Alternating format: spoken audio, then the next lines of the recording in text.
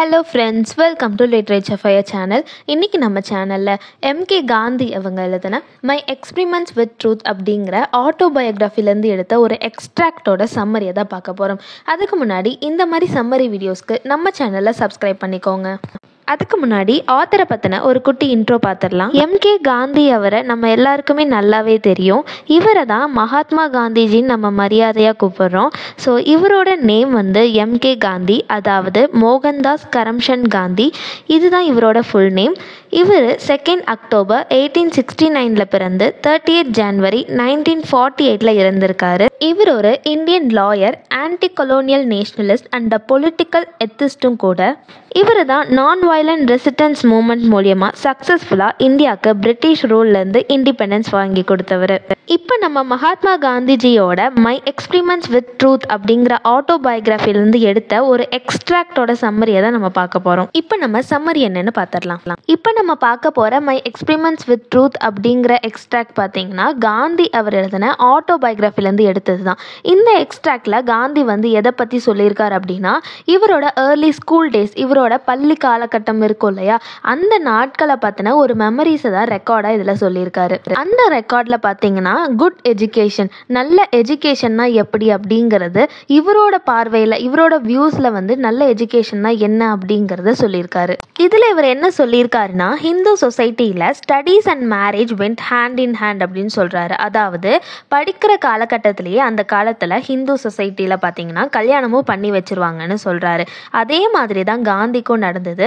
இவர் ஹைஸ்கூல் படிக்கும் போதே இவர் திருமணம் செஞ்சுக்கிட்டாரு. இவரோட கல்யாணத்தினால இவர் ஒரு வருஷத்தை வேஸ்ட் பண்ணிட்டாரு. அதனால ஸ்கூல்ல இவர் எப்போதுமே ஒரு டல் பாயா தான் இருந்தாரு அப்படின்னு சொல்றாரு. ஸ்கூல்ல டீச்சர்ஸ் இவர் மேல ரொம்ப அஃபெக்ஷனா இருப்பாங்கன்னு சொல்றாரு. அந்த அஃபெக்ஷன் இவருக்கு ரொம்பவே பிடிக்கும், ரொம்ப என்ஜாய் பண்ணதா சொல்றாரு.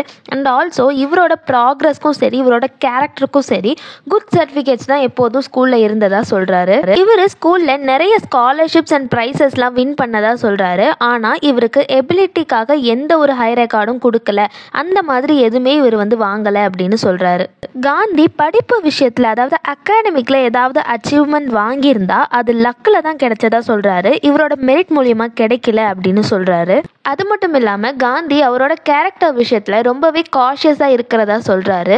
யாருமே அவரை பத்தி ஒரு தப்பு கூட சொல்ல முடியாத அளவுக்கு இவரோட கேரக்டர் ரொம்ப குட்டா இருக்கும் அப்படின்னு சொல்றாரு.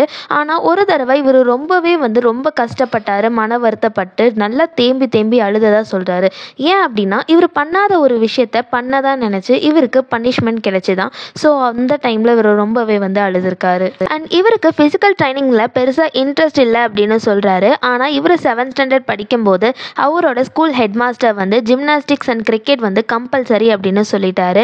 ஆனா காந்தி எப்படிப்பட்ட பர்சன்னா ஒரு ஷை டைப். ஸோ அவருக்கு ஸ்போர்ட்ஸ் அண்ட் கேம்ஸ்ல வந்துட்டு எப்போதுமே இவர் வந்து பங்களிப்பு தரமாட்டாரு அப்படின்னு சொல்றாரு. காந்தியை பொறுத்த வரைக்கும் மென்டல் ட்ரைனிங் எப்படி இம்பார்ட்டண்ட்டோ அதே மாதிரி தான் ஃபிசிக்கல் ட்ரைனிங்கும் ரொம்ப இம்பார்ட்டன்ட். ஸோ இவர் எப்படி இவர் ஃபிட்டாக வச்சுக்குவார் அப்படின்னா லாங் வாக் போவாராமா. ஸோ அந்த மாதிரி தான் இவரை வந்து ஃபிட்டாக வச்சுக்கிறாரு. அண்ட் காந்தி இவரோட ஹேண்ட் ரைட்டிங்கை புறக்கணிச்சாரு. பிகாஸ் இவரோட ஹேண்ட் ரைட்டிங் அவ்வளவா நல்லா இருக்காது அப்படின்னு சொல்றாரு. அண்ட் இன்னொன்று என்ன சொல்றாருன்னா, ஒரு பேட் ஹேண்ட் ரைட்டிங் எதோட அடையாளம் அப்படின்னா ஒரு இம்பர்ஃபெக்ட் எஜுகேஷனோட அடையாளம் அப்படின்னு சொல்றாரு.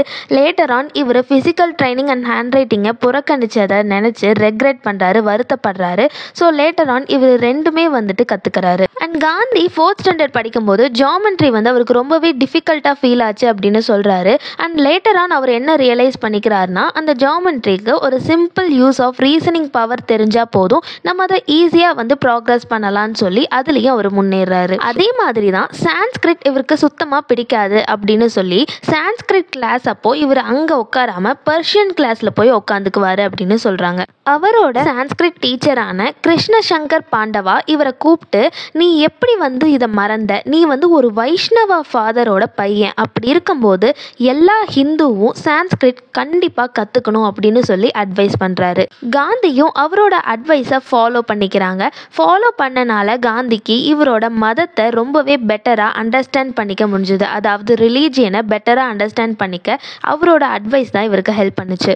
அண்ட் காந்தி இதுக்கப்புறம் என்ன சொல்ல ஆரம்பிச்சார் அப்படின்னா, எல்லா ஹிந்துவும் சான்ஸ்கிரிட் கண்டிப்பாக கற்றுக்கணும்னு சொல்கிறாரு. ஸோ இதுதான் இந்த ஆட்டோபயோகிராஃபியோட எக்ஸ்ட்ராக்டில் எக்ஸ்ட்ராக்டில் காந்தி நமக்கு சொல்லக்கூடிய விஷயங்கள். இதில் இவரோட ஏர்லி ஸ்கூல் டேஸ் மெமரிஸை பற்றியும் ஒரு குட் எஜுகேஷன்னா எப்படி இருக்கணும் அப்படிங்கிறத பற்றியும் அண்ட் இவரோட மிஸ்டேக்ஸையே இவர் எப்படிலாம் ரெக்ரெட் பண்ணி முன்னேறி வந்தார் இவரோட ஸ்கூல் டேஸில் அப்படிங்கிறதெல்லாம் சொல்லியிருக்காரு. So that was the end of the extract of Gandhiji's autobiography my experiments with truth.